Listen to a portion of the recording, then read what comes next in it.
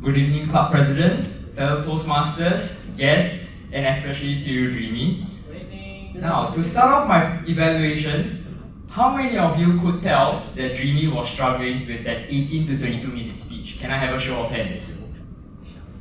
Okay. Now, she was struggling, she was facing problems. It's very obvious, and like everyone, each and everyone in this room tonight, it was daunting. It is daunting for us to come up on stage to present. So, what suggestions do I have?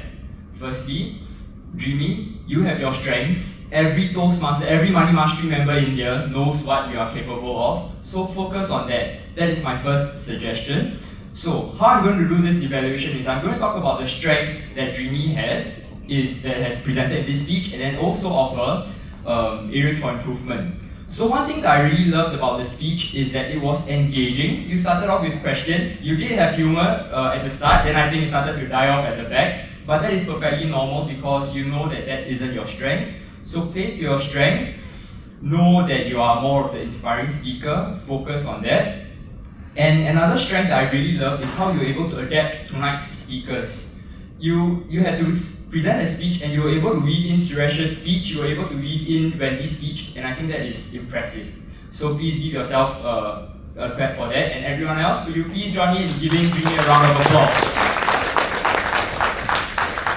So let's move on to the areas for improvement. The first point is like what I've mentioned, focus on your strengths, because once you have booked a speech, yes, it is scary that, oh no, I can't finish the speech. And it is better that we deliver a speech without meeting a good objective, because we don't want to waste the audience's time. We want to make sure that we bring our strengths to the audience, and I think you are definitely capable of that.